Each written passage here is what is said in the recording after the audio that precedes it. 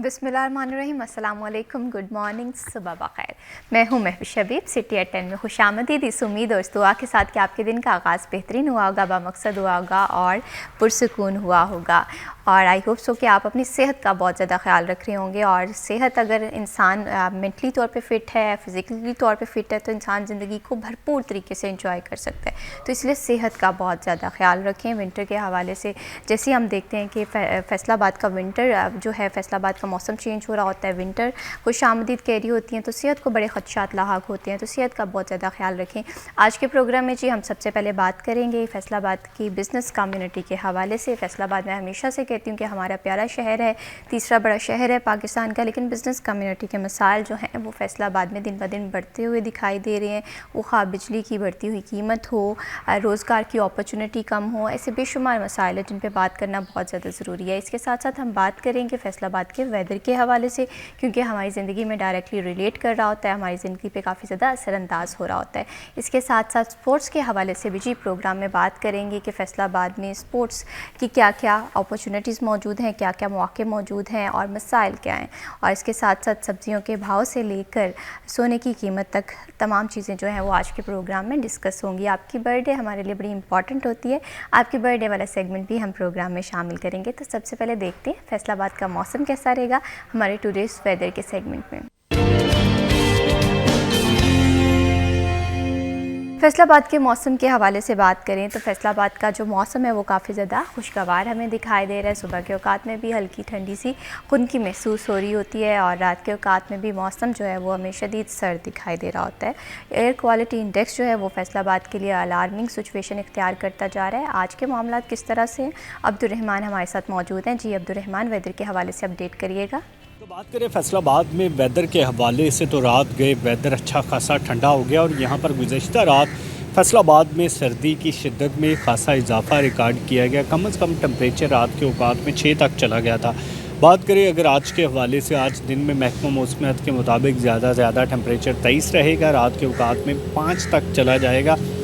अच्छी खासी सर्दी फैसलाबाद में शुरू हो चुकी है कि जहाँ पर रात गए दर्जा हरारत इंतहाई हद तक गिर जाता है और ठंड में जो है वो शिद्दत बढ़ जाती है। दिन के औकात में जब सूरज निकलता है तो ठंड भी थोड़ी कम होती जाती है। अभी भी सर्दी की शिद्दत कम हो गई है और टेम्परेचर 23 तक रहेगा दिन के औकात में, लेकिन जो ही शाम होती है टेम्परेचर कम होना शुरू हो जाता है और रात गए टेम्परेचर 5 तक भी चला जाएगा। और महकमा मौसमियात के मुताबिक हवा में नमी का तनासुब 75% तक जा चुका है, जबकि 1 किलोमीटर फ़ी घंटा की रफ्तार से हवा चल रही है, जो सर्दी की शिद्दत में मुसलसल इजाफे का बायस बन रही है। ताहम अभी आज और कल में बारिश का इम्कान नहीं है। जी बहुत शुक्रिया अब्दुर्रहमान तफसीलात से आगाह करने के लिए। बढ़ाते हैं जी प्रोग्राम को आगे और बात करते हैं फैसलाबाद के हवाले से। फैसलाबाद की बिज़नेस कम्युनिटी जो है वो फैसलाबाद की ग्रोथ के लिए, फैसलाबाद की मैशत के लिए अहम किरदार अदा कर रही है। लेकिन हम देखते हैं कि हर गुज़रते दिन के साथ खाओ टेक्सटाइल हो, छोटे बड़े ताजिर हो, इनके मसाइल में इजाफा होता जा रहा है। हुकूमत इन मसाइल को हल करने में कितनी संजीदा है, क्या इनिशिएटिव लिए जा रहे हैं, बिज़नेस कम्युनिटी के तहफ़्फ़ुज़ात क्या हैं, इस पर जी आज के प्रोग्राम में हम बात करेंगे। और इस टॉपिक पर गुफ्तगू करने के लिए हमें प्रोग्राम में ज्वाइन किया है सिटी 41 के रिपोर्टर उमर रांझा ने। आए खुशामदीद कहते हैं। अस्सलाम वालेकुम। कैसे हैं उमर आप? अल्हम्दुलिल्लाह, मैं भी आप सुनाइए कैसे? अल्हम्दुलिल्लाह मैं बिल्कुल ठीक हूँ। Thank you so much for joining us in this programme. इन्हीं के साथ हमें ज्वाइन किया है सिटी 41 के रिपोर्टर मोहम्मद अली नारू ने। अस्सलाम वालेकुम। वालेकुम अस्सलाम। कैसे हैं आप? जी मैं ठीक, अल्हम्दुलिल्लाह। Thank you so much for joining us in this programme. Umar, आपसे गुफ्तगू का आगाज़ करेंगे। बिज़नेस कम्युनिटी किसी भी शहर के लिए बड़ी ज़रूरी होती है। पाकिस्तान की मैशत के लिए, पाकिस्तान की मैशत की बहाली के लिए मैं ये समझती हूँ कि अगर बिज़नेस कम्युनिटी को एम्पावर किया जाए, उन्हें बाख्तियार किया जाए, तो बेशुमार मसाइल जो हैं वो हमारी मैशत के हल हो सकते हैं। लेकिन फैसलाबाद की बिज़नेस कम्युनिटी है, ये हमें खुश नहीं दिखाई दे रही है। अक्सर औकात इनकी तरफ से एहतजाज भी किए जाते हैं, तहफ़्फ़ुज़ात का इजहार भी किया जाता है। आप असल प्रॉब्लम क्या देख रहे हैं? मैं भी जो बात आपने की बिल्कुल ये इसको मैं कंटिन्यू करूँगा कि कोई भी किसी भी शहर हो, स्टेट हो, उसके लिए बिज़नेस कम्युनिटी जो है ना वो उसकी रीढ़ की हड्डी की मानद जो है उसको तस्लीम किया जाता है। और फैसलाबाद एक बहुत बड़ा टेक्सटाइल का हब है, जिसकी वजह से इसको मैनचेस्टर जो है वो भी कहा गया है। तो वहाँ पे बहुत सारे, जहाँ पे एक अच्छी चीज़ है कि ये एक अच्छा रेवेन्यू फैसलाबाद को और पाकिस्तान के लिए जो है वो जनरेट कर रहे हैं। तो वहाँ पे बहुत सारे मसाइल जो है वो उसका गिला शिकवा जो है वो ताजर बरादरी या इंडस्ट्रियलिस्ट जो है वो उनकी तरफ से किया जाता है कि जितना हम एफ़र्ट कर रहे हैं क्लाइंट्स के साथ, फॉरेन क्लाइंट्स के साथ, उतना हमें यहाँ पे उस तरह से हम अपनी मदद आपके तहत बहुत सारी चीज़ें जो हैं वो उसको देख रहे होते हैं, लेकिन गवर्नमेंट हो हमारी या ज़िली इंतज़ामिया हो वो उस तरह से हमें फैसिलिटेट जो है वो नहीं करती। उसमें टैक्स के बहुत सारे इश्यूज़ हैं और दीगर मतलब उसमें कह लें कि आप बेसिक बिजली के अगर एक चीज़ बिजली को ले लिया जाए तो वो कहते हैं कि इसके रेट इतने ज़्यादा जो है वो हैं, जो कि अगर हम इंटरनेशनल मार्केट के साथ इसको कंपेयर करना चाहें तो देखें, कोई भी आपके पास अगर कस्टमर आता है तो उसको कम प्राइस चाहिए होती है, वो निगोशिएट करेगा आपके साथ। तो उसको तो अगर मेरे से अच्छी चीज़ दूसरा दे देगा, उस कम प्राइस में दे देगा, तो वो ओबियसली उधर जाएगा, मेरे पास नहीं आएगा। और दूसरी सबसे बड़ी बात ये कि डिस्टेबिलिटी बहुत ज़्यादा है। अब देखें कि एक फॉरेन क्लाइंट के साथ अगर वो कहते हैं कि हमने डील की है इसके साथ, कोई भी गारमेंट है 200 रुपये में, लेट्स सपोज, बिल्कुल इसी तरह से, तो तब हमने जब कॉस्टिंग की इसकी, तब हमें उसमें कोई जिसे हम कहते हैं कि रोज़ी रोटी बच रही थी। लेकिन जब at the end finishing point पे पहुंचा, हमने वो शिपमेंट डिलीवर करनी है, तो तब तक वो हमें ही 300 रुपये में कॉस्ट पड़ रही है, इसी तरह से, क्योंकि डिस्टेबिलिटी है कि कभी फ्यूल के प्राइस बढ़ जाते हैं, कभी बिजली के प्राइस जो है वो बढ़ जाती है।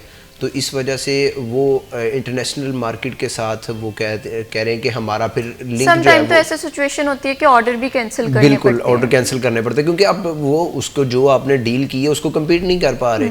जो आपने डील 200 में किया, अगर वो आपको आपकी उस पर कॉस्टिंग ही 300 आ रही है, तो वो कैसे जो है वो आप डिलीवर करेंगे। अभी शिपमेंट रहती है, शिपमेंट करेंगे वो इससे भी ज़्यादा कॉस्ट हो जाएगी। तो ये इस तरह के बहुत सारे जो तहफ़्फ़ुज़ात हैं इंडस्ट्रियलिस्ट के, उनकी जानिब से कहा जाता है कि हमें एक चीज़ हो अगर बिजली के फ्यूल के प्राइस बढ़ने भी हैं वो मैटर नहीं करते, लेकिन स्टेबल हों। जब हम डील कर रहे हों, हम बताएं अपने कस्टमर को कि ये चीज़ें हैं और ये इतने में कॉस्टिंग आएगी, ये हमारा प्रॉफिट मार्जिन है, ये यहाँ पे यूटिलाइज होंगे। तो अगर वो स्टेबल होंगे तब जाके बिज़नेस कर सकेंगे। और इस वजह से वो मतलब हुकूमत पे तनकीद भी करते हैं, एहतजाज जो है वो भी करते नजर आते हैं। मामला जो है वो सामने आते हैं। मोहम्मद इनारो, मैं आपसे ये जानना चाहती हूँ, अगर हम गवर्नमेंट के हवाले से बात करें तो एक तरफ गवर्नमेंट कहती है कि हमें एक्सपोर्ट बढ़ाना है, हमें बिज़नेस की ग्रोथ के लिए मज़ीद इनिशिएटिव ले रहे हैं और इस पर काम भी हो रहा है। जैसे वज़ीर आज़म शहबाज शरीफ की जानिब से बिजली की कीमत के हवाले से भी आपने देखा कि रोशन प्रोग्राम में बड़ी अच्छी स्कीम दी गई, लेकिन बिज़नेस कम्युनिटी के तहफ़्फ़ुज़ात ये थे कि इनका कुछ फ़ायदा नहीं है, कि हम जितनी ज़्यादा बिजली इस्तेमाल करेंगे हमें तो इसमें कोई रिलीफ नहीं होता हुआ दिखाई दे रहा। तो आप हुकूमत के इनिशिएटिव्स को किस तरह से देख रही हैं? महविश, पहले तो शुक्रिया का प्रोग्राम में वक्त देने के लिए। देखें, मुस्लिम लीग नून की हुकूमत हमेशा से इस एतबार से जानी जाती थी कि ये कारोबार दोस्त हुकूमत होती है, और जब भी इनकी हुकूमत आती है तो कारोबार, वो जो भी कारोबार है, वो टेक्सटाइल है, कन्फेक्शनरी है, कोई भी कारोबार है तो वो ग्रो करता है।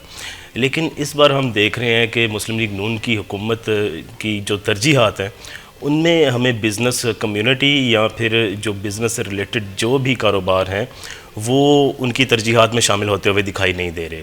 और उसकी वाज़ेह मिसाल ये है कि हम हुकूमत के अमल से जांचते हैं कि आया ये कितनी कारोबार दोस्त है या कितने इनके अहसन इक़दामात हैं। अब रिफ़ंड्स के मसाइल हैं, बिजली की कीमतों के मसाइल हैं, इसके हवाले से आप एक्सपोर्ट्स रेट के मसाइल देख लें, शिपमेंट के मसाइल हैं, ड्राई पोर्ट के मसाइल हैं, कंटेनर रिलीज़ नहीं हो पाते। तो एक लंबी चौड़ी लिस्ट है बिज़नेस कम्युनिटी के पास कि जनाब ये चीज़ें आप हमें नहीं कर रहे, इसकी बिना पर हम पीछे जा रहे हैं। आप देखें, वियतनाम हमसे कहीं आगे गुजर गया, बांग्लादेश से हमारा मुकाबला नहीं रहा, बांग्लादेश आगे जा रहा है, भारत आगे जा रहा है। तो क्या है कि हमने जो बुनियादी चीज़ें थी जिसको हम ख़ाम माल कह सकते हैं वो भी हम सस्ता फराम नहीं कर सके।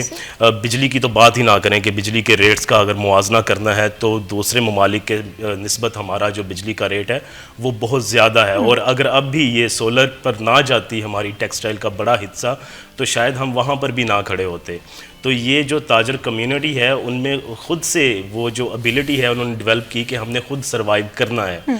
तो फैसलाबाद का जो बिजनेसमैन है वो इस हवाले से दूरअंदेश साबित ज़रूर हुआ है कि उसने खुद से जो फ़ैसले लिए वो उसके लिए बेहतर साबित हो रहे हैं, बजाय कि जो हुकूमत इक़दाम उठा रही है उसमें एक तो तसलसल नहीं है और दूसरा आने वाले वक्त में हमें दिख रहा है कि अब जो चीज़ें होने जा रही हैं या हो रही हैं ये कहीं से भी कारोबार दोस्त स्कीमें नहीं है। जैसे अभी आपने आगाज़ में बात की रोशन पैकेज की, तो वो अगर आप 4 बिजनेसमैन 4 ताजरों को बिठाएं और उनके दरमियान आप डिस्कस करें यार आपके लिए रोशन पैकेज अनाउंस कर दिया गया है, तो वो अगर मैन्युफैक्चरर्स हैं तो वो कहेगा कि जनाब मैं कहाँ से पहले इतनी बिजली खपत करूँ और मैं पहले खसारे में जाऊँ और फिर वो जो बाद में मुझे यूनिट हासिल होगा सस्ता तो उसका मैंने क्या करना है, अचार डालना है।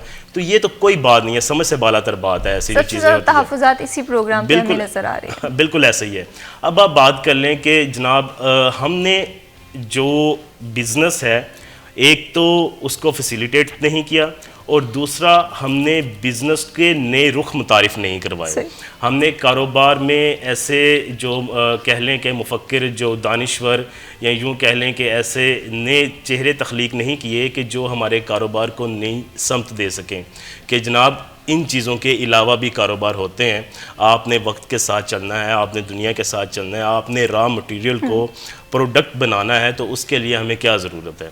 अब देखें कि हमारे यहाँ पर चीदा चीदा से कारोबार हैं और उनके अलावा हम देखते हैं कि हमारे जहन में बिज़नेस ही कोई नहीं आता है। एक रेस्टोरेंट लाइन हो जाती है, एक टेक्सटाइल हब हो गया है, दूसरा हमारी आप लगा लें स्टेशनरी हो गई है, पेपर वर्क हो गया है।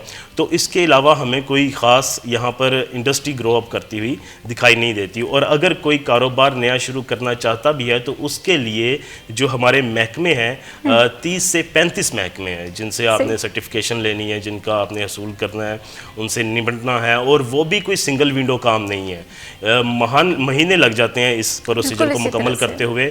और किस तरह से कोई सरमायाकार आपसे मुतासिर हो या किस तरह से कोई सरमायाकार हिम्मत करे कि मैं जी पाकिस्तान में आकर कोई सरमायाकारी करूं, कोई इन्वेस्टमेंट करूं, बल्कि हमारा जो खुद का सरमायाकार है वो इजिप्ट मूव हो रहा है, वो वियतनाम जा रहा है, वो पूरी के पूरे अपने यूनिट उठा के बांग्लादेश मुंतकिल हो रहा है। तो ये जो सिचुएशन है, ये जो हालत है, अभी भी इसको संजीदगी से माजरत के साथ हुकूमत नहीं ले रही है। हुकूमत ने अभी भी ये एक आप यूँ कह लें कि सेकंड प्रायोरिटी पे रखा हुआ है मामला कि चलें इनको देख लेते हैं, कर लेते हैं। और ये वो सेक्टर है जो कि हमारे अर्ज़े पाक पर पाकिस्तान में एक बड़े जो तादाद है उसको रोज़गार फराहम कर रहा है। सरकारी नौकरियां ना होने के बराबर है, प्राइवेट सेक्टर में भी नौकरियां ना होने के बराबर है।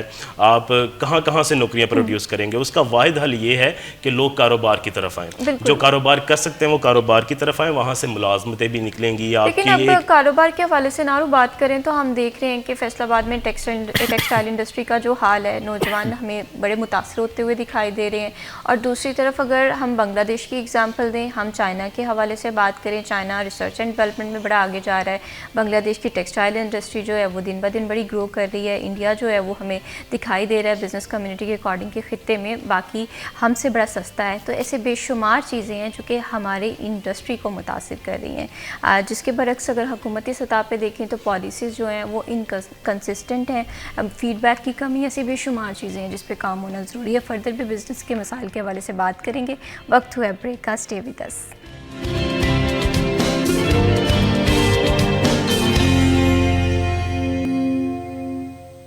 Welcome back after the break. आप देख रहे हैं सिटी एट 10 और प्रोग्राम में जी हम बात कर रहे हैं बिज़नेस कम्युनिटी के मसाइल के हवाले से। बिज़नेस कम्युनिटी के बेशुमार ऐसे मसाइल हैं जो कि फ़ौरी हल तलब हैं, लेकिन दूसरी जानिब अगर प्रॉब्लम्स देखें कि प्रॉब्लम्स अगर रिसर्च एंड डेवलपमेंट के हवाले से बात करें, एक तरफ हम बात करते हैं कि ख़ित्ते में हम सबसे महंगे हैं और दूसरी तरफ रिसर्च एंड डेवलपमेंट में हम कहाँ पर खड़े हैं। इस हवाले से मैं मोहम्मद अली नारू आपसे तो जानना चाहूँगी, लेकिन पहले उमर रांझा आपसे मैं इस हवाले से बात करूँगी कि अगर रिसर्च एंड डेवलपमेंट के हवाले से देखें तो आपको क्या लगता है कि हमारे में प्रॉब्लम कहाँ पर आ रही है? देखिए, मैं भी रिसर्च एंड डेवलपमेंट की तो ये हालत है जैसे कि नारू साहब कह रहे थे कि हम वही कोल्लू का बैल हैं कि अगर टेक्सटाइल मेरा दादा कर रहा था, बाप कर रहा था, वही मैं करूँगा। मतलब कोई रिसर्च नहीं है उस पर और कोई डेवलपमेंट नज़र नहीं आती कि इसके अलावा कौन कौन से जो है वो नए बिज़नेस जो है वो इससे मुतारफ़ करवाए जा सकते हैं। मतलब थोड़ी सी उसमें एफ़र्ट की ज़रूरत होती है कि आप थोड़ा सा अगर किसी चीज़ को देखें कि नए कौन कौन से बिज़नेसेस जो हैं वो हम कर सकते हैं उसमें, जैसे एक बड़ा आप अपने हमसाए मुल्क इंडिया को देख लें, भारत को देख लें, तो एक बड़ा उसका रेवेन्यू जो है वो आईटी सेक्टर से जो है वो जनरेट हो रहा है। लेकिन हम जो है वो बहुत सारी ऐसी वजूहात हैं, कुछ उसमें दोनों तरफ से, एक किसी को आप किसी बंदे को कसूरवार नहीं ठहरा सकते, उसमें हमारी भी बहुत सारी गलतियां हैं। हाँ, दूसरी सबसे बड़ी बात कि अगर हम 100 बंदे में से अगर कोई 2-4 ऐसी सोच रखता भी है कि वो इसको जो है वो टर्न करे और नया बिज़नेस मुतारफ़ करवाए, क्योंकि मैं इसका खुद गवाह हूँ कि आईटी की तरफ गए हम तो इतनी ज़्यादा हर्डल्स थी। सबसे बड़ा जो है वो मसला हमें आता है इंटरनेट के इशू का, बिल्कुल, कि जो एक बुनियादी चीज़ है हमारा वही हल नहीं है। अब देखें, आपके पास अगर कोई क्लाइंट आया गोरा, उसको नहीं पता कि आपके 6 से 9 बिजली बंद होती है बिजली बंद है तो आपका, अच्छा अगर आप उसका ऑल्टरनेट यूज़ कर लेंगे, यूपीएस वगैरह जनरेटर वगैरह इस्तेमाल कर लेंगे, तो उसको नहीं पता कि आपकी शाहरुख जो है वो काट भी जाती है आपकी इंटरनेट की तार। तो ये मसाइल हैं। तो मैं लिटरली इस चीज़ का खुद गवाह हूँ कि मेरे साथ जो काम करते थे, खैर वो उनका तो बहुत एक लार्ज स्केल पे जो बिज़नेस था आईटी का, तो वो टोटली यहाँ से शिफ्ट करके दुबई चले गए।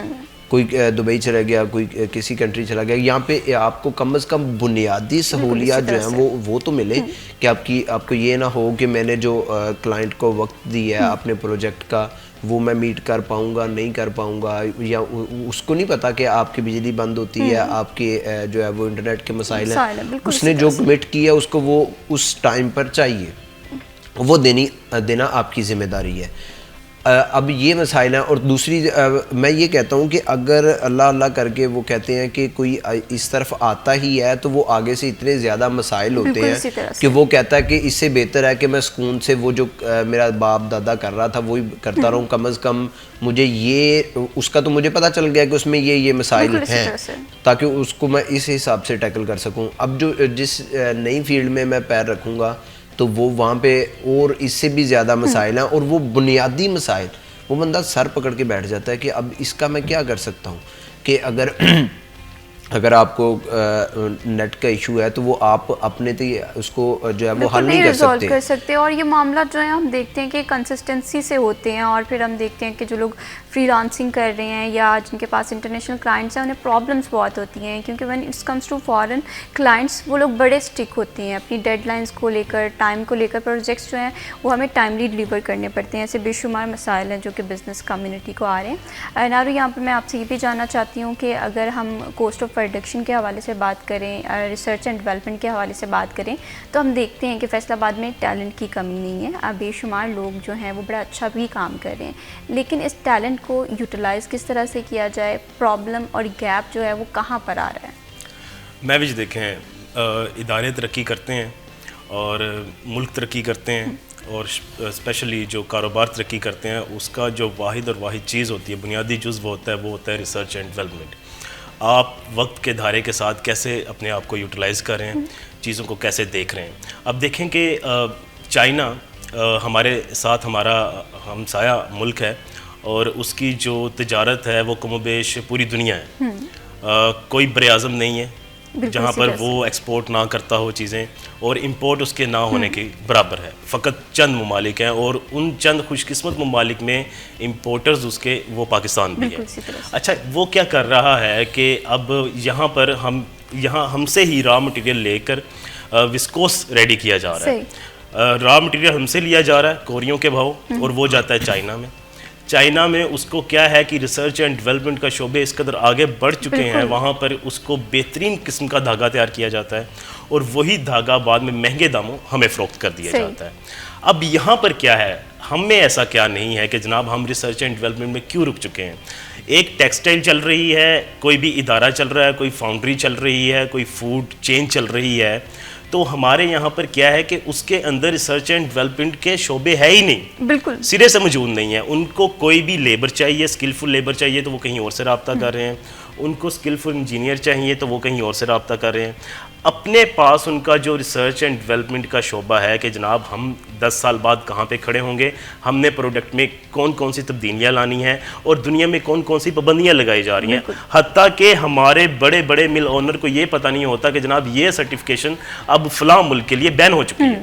अब इसके लिए हमें नई जदीद चीज़ों की ज़रूरत है और वहाँ पर फिर हम एक्सपोर्ट कर पाएंगे। बड़ी बड़ी शिपमेंट पड़ी होती हैं, कराची में हमारी पड़ी हुई हैं, वो जा नहीं रही है क्योंकि कैंसिल हो गया, ऑर्डर कैंसिल हो गया, अब वो जदीद तकाज़ों पर पूरा नहीं उतरे। ऐसे में रिसर्च एंड डेवलपमेंट, अभी पिछले दिनों पे हमने देखा कि जो सरचार्जेस हैं वज़ीर आज़म साहब ने वो ख़त्म किए हैं, वो 0.25 बनते हैं, पैसा बनता है। अच्छा, वो हमारे यहाँ पर चैम्बर ऑफ कॉमर्स के जो प्रेसिडेंट हैं उन्होंने अनाउंस किया कि जो हमारा इंडस्ट्री है वो जो पैसे बचेंगे अब उसको रिसर्च एंड डेवलपमेंट में खर्च करें, ताकि हम किसी ना किसी नतीजे पर पहुंच सकें कि आने वाले वक्त का हम अंदाज़ा कर सकें चीज़ों को हमने कैसे तयन करना है। अब आपका जो R&D सेक्टर है वो इंतहाई कमज़ोर है, उसके लिए हमें बाहर से लोग बुलाने पड़ते हैं, हमें बाहर से चीज़ें लानी पड़ती हैं, हमारी जो बुनियादी मशीनरी है वो हम खुद तैयार करने के काबिल नहीं है। अभी तक हम बहुत बड़े इंपोर्टर हैं और जब तक ये इंपोर्टर होने का टैग हम पर लगा रहेगा, बहुत बड़ा इंपोर्टर होने का टैग लगा रहेगा, हम मुकाबला नहीं कर पाएंगे किसी से। देखें, बुनियादी तौर पर हम बासमती चावल हमारी एक पहचान है, कायनात चावल हमारी एक पहचान है और इस पर अलमिया ये है कि वो चावल हम बाकायदा तौर पर इंटरनेशनल आर्मी मार्केट में बेच नहीं पा रहे क्योंकि हमारी जो पैकेजिंग है उसमें आर की नहीं है। अब इंडिया क्या कर रहा है कि दुबई में हमारा जो कह लें कि जो सेकंड आड़ती होते हैं, ट्रेडर बैठे हुए हैं दुबई में, वो क्या करते हैं, पाकिस्तानी चावल खरीदते हैं धड़ाधड़ और उसकी पैकेजिंग करते हैं आलमी मेयार के मुताबिक, ठीक है, दुबई में बैठकर, और वही चावल जहां से जो सस्ते दामों खरीदा जाता है वो 3 गुना महंगी कीमत में यूरोप में बेचा जा रहा है। इसी तरह से ब्रांडिंग तो बिल्कुल ना होने के बराबर है। तो ये क्या चीज़ है कि हम जनाब इन बुनियादी चीज़ों से ही निकल नहीं पा रहे। हमारा जो फोकस है वो ये तो नारा लगा दिया हमने, एक्सपोर्ट बढ़ाओ, एक्सपोर्ट बढ़ाओ, लेकिन क्या हम एक्सपोर्ट के तकाज़ों पर पूरा उतरे? हम अपनी जो प्रोडक्ट है उसमें बेहतरी के लिए क्या काम कर रहे हैं और जो हुकूमत है वो क्या काम कर पा रही है? ये वो सारी चीज़ें हैं जो हमने देखनी है, कवर करनी है। और इसके लिए अब ये इसका हल क्या है जनाब? हल ये है कि हमने जो कमेटियाँ बनाई जाती हैं हमारी हुकूमती सतह पर बनाई जाती होंगी या कहीं पर भी बनाई जाती हैं, उनकी दो हदूद है, जो उनका दायरा कार है, वो समझते हैं कि जी हमने मसाइल सुनने, आप इस्लामाबाद आएँ, हम आपके पास नहीं आ रहे। किसी भी चैम्बर ने जाना है तो वो इस्लामाबाद जाए, हम आपके पास नहीं आ रहे। किसी भी लोगों के मसाइल हैं, ताजर कम्युनिटी के मसाइल हैं, बिजनेस कम्युनिटी के मसाइल हैं, तो वो उठकर इस्लामाबाद आए, हम आपके पास नहीं पहुंच रहे हैं। अब देखें कि आपने इतनी ज़्यादा कमेटियां बनाई हुई हैं, आपने इस कदर ज़्यादा इदारे वगैरह बनाए हुए हैं, लेकिन उनका काम क्या है कि जनाब एक मॉनिटरिंग करनी है और एक रिपोर्ट देनी है और वो भी सही से दी नहीं जाती है। तो यहाँ पर जब हम मजमूई तौर पर किसी ऊपरी सतह पर से हमारी बिजनेस कम्युनिटी को देखते हैं तो ये बड़ी लाचार नज़र आती है। और देखें महविश, अब हमारा बिजनेसमैन मायूस हो रहा है बिल्कुल, और अगर अब भी हुकूमत होश के नाखुन नहीं लेती है, उनको नज़र नहीं आ रहा कि जनाब इस कदर बड़े यूनिट हमारे मुल्क से बाहर जा रहे हैं। इंटरलूप ने अपना एक यूनिट मिस्र में शुरू किया हुआ है, इजिप्ट में शुरू किया हुआ है, तो ये वो हमारे एक किस्म का हमारे बिजनेस का ताज है ये लोग, जो कि आलमी सतह पर जाने जाते हैं एक्सपोर्टर्स, कि जनाब ये लोग हैं, इनका प्रोडक्ट अच्छा है, इनकी डिलीवरी टाइम अच्छा है, इनकी कॉस्ट ऑफ प्रोडक्शन अच्छी है और उन्होंने सब कुछ खुद से मैनेज किया हुआ है। और जिस तनाजुर से अब जिस स्पीड के साथ और जिस निस्बत के साथ ये लोग बाहर जा रहे हैं, ये जो पॉलिसीज के लूप होल्स हैं ना, ये मौजूद हैं। अक्सर यही बात की जाती है बिज़नेस कम्युनिटी की जानिब से, इंडस्ट्रीज की जानिब से, कि पॉलिसीज़ जो हैं वो बंद कमरों में बना दी जाती हैं, मुशावरत नहीं की जाती, फीडबैक अप्रोच नहीं बनाई जाती, जिसका असरात जो है हम बिज़नेस पे देख रहे होते हैं। वक्त हुआ जी ब्रेक का, स्टे विद अस।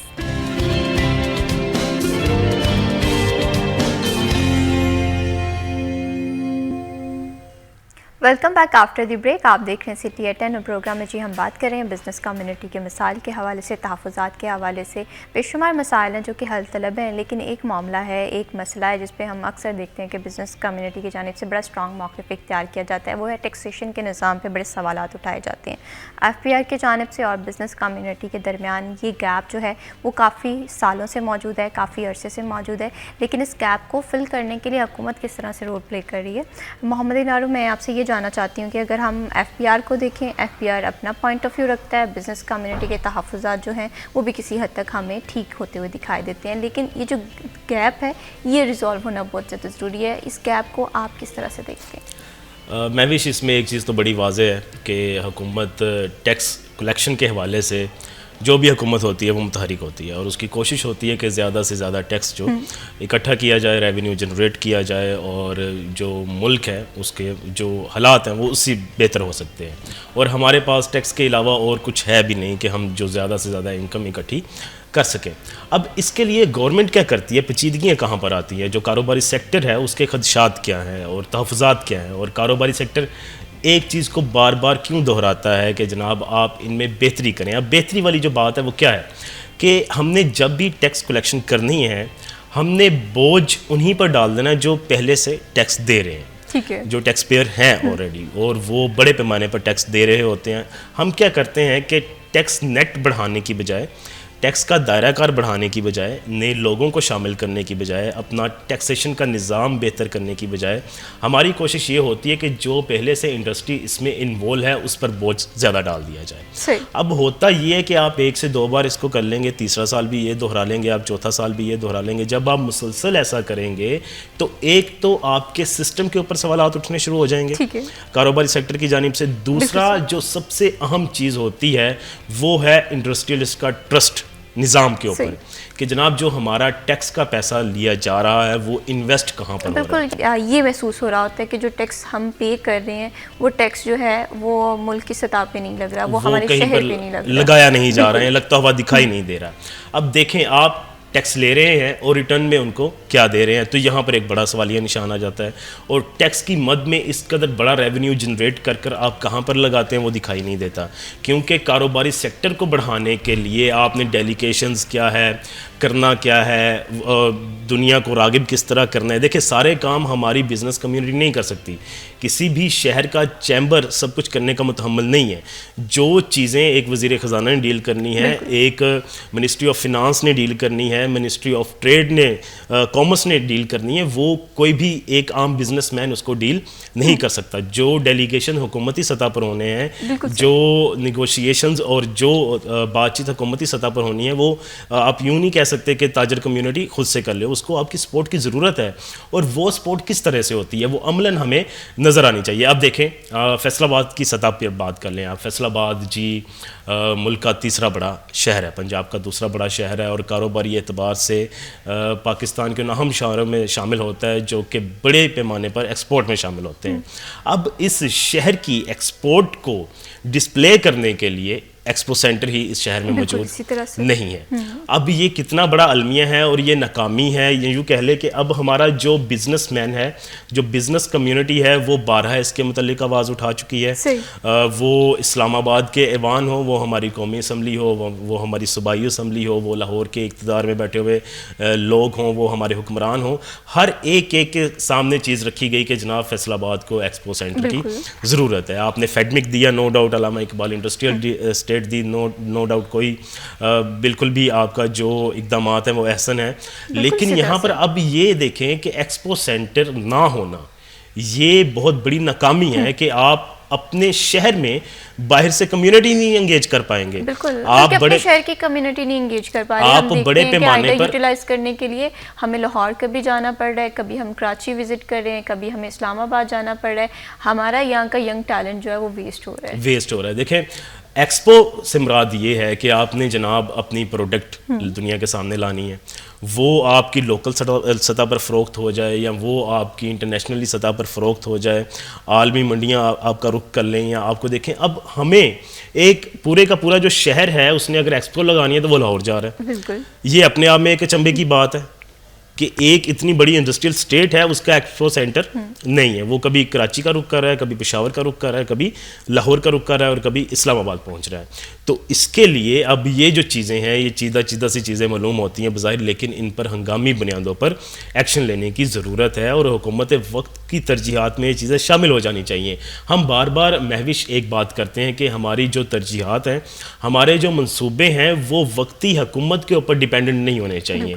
ये कौमी मंशूर का हिस्सा होना चाहिए कि जो भी हुकूमत आएगी उनको आगे लेकर चलेगी और उसको डिसेबल नहीं कर सकती, उसको डिस्कनेक्ट नहीं कर सकती, उससे राब्ता ख़त्म नहीं कर सकती, उसको उसको चीज़ों को हमने जब तक पाया तकमील तक मंजिल तक नहीं पहुंचाना, वो चीज़ें रुक नहीं सकती हैं। अब होता ये है कि जो भी हुकूमत आती है उसका अपना दिलचस्पी होती है, अपना इंटरेस्ट होता है, वो उस हिसाब से फैसला साजी सारी की सारी तब्दील भी कर देती है, या उसको आगे लेकर चलना है तो चल भी पड़ते हैं। लेकिन अब देखें कि हमें कितने साल हो गए वजूद में हुए, फैसलाबाद कितने सालों से एक हब बना हुआ है, टेक्सटाइल का हब बना हुआ है, इंडस्ट्रियल का फोकस है, यहाँ पर मरकज़ी चीज़ें हैं, लेकिन फिर भी एक्सपो सेंटर नहीं है। अब जो चैम्बर का यहाँ पर हम जिक्र करते चलें, जो मस्बत चीज़ें हम बारहा कहते हैं कि अगर आप अच्छा काम करेंगे तो हम उसको सराहेंगे, जो जिस भी सतह पर आप करें। आप Faisalabad chamber of commerce made in Faisalabad के स्लोगन के साथ एक्सपो अरेंज करने जा रहा है, और कोशिश की जा रही है कि ये सारे के सारे इंतज़ामात फैसलाबाद की सतह पर हों, और यहाँ पर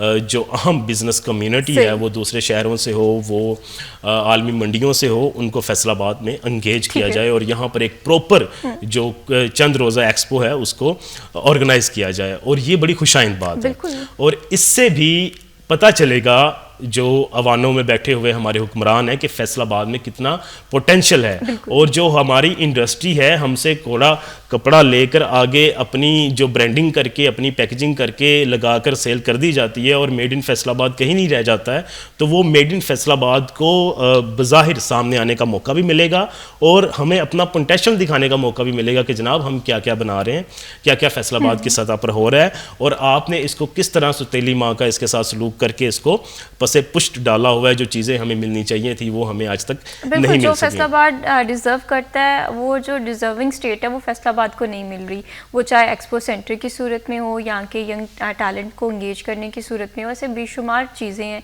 जो कि हम देखते हैं कि आज सिर्फ तारीख बदलती है या दिन बदलते हैं, लेकिन मसाइल जो हैं वो वहीं के वहीं हमें महसूस दिखाई देते हैं। अब इसके साथ साथ नारो मैं आपसे ये भी जानना चाहती हूँ कि यंगस्टर, जैसे हम उसके हवाले से बात कर रहे हैं, स्टार्टअप्स प्रोग्राम जो है मुझे लगता है कि वो भी बहुत ज़्यादा ज़रूरी है।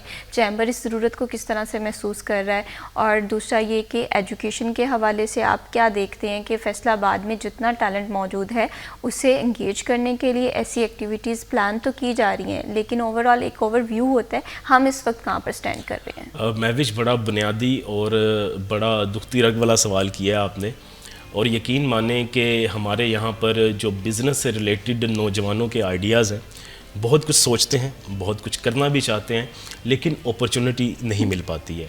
अगर अपॉर्चुनिटी मिलती भी है तो वो उस अंदाज़ में नहीं मिलती जिसको मुकम्मल तौर पर फ़ायदा उठाया जा सके।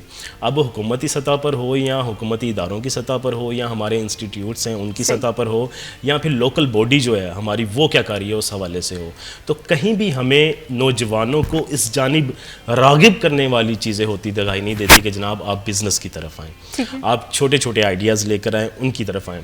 और मैं ये बड़ी मायूसी से बता रहा हूँ कि हम आज भी उन माशरों में कहीं ना कहीं खड़े हैं जहाँ पर छोटे बिज़नेस को, अपने कारोबार को हकारत की निगाह से देखा जाता है कि बिज़नेस होना चाहिए तो लैविश होना चाहिए, बड़े पैमाने पर होना चाहिए, गाड़ी वाला होना चाहिए, बिजनेसमैन के नीचे गाड़ी होनी चाहिए। तो जो बिज़नेस है इसकी एक तो हमें बड़ी वाज़ेह शक्ल नज़र आनी चाहिए कि कारोबार होता क्या है। ठीक है। एक रेहड़ीबान है और वो अपना रोज़गार कमा रहा है, अपना रोज़गार कमा कर जा रहा है, तो वो भी कारोबार ही कर रहा है। जिस सतह पर कर रहा है उसकी सतह मुनफरिद हो सकती है, और ये भी हमारे नौजवानों के इल्म में आना चाहिए, नौजवानों के इल्म में है भी कि जनाब कहीं ना कहीं जब भी किसी ने स्टार्ट लिया था तो वो बिल्कुल छोटे पॉइंट से लिया था। और ये जो मामला है ना, ये जो हमारा बिहेवियर है, ये सिर्फ बिज़नेस के हवाले से नहीं है, स्टार्टअप्स के हवाले से नहीं है, हम जॉब्स में भी यही देखते हैं कि हमारा जो यंगस्टर है उसे डायरेक्टली बड़ी हाई जो पेड जॉब चाहिए होती है, जिसकी वजह से मामला हमें ख़राब होते हुए दिखाई देते हैं। फर्दर भी जी बिज़नेस के हवाले से बात करेंगे, वक्त हुआ ब्रेक का, स्टे विद अस।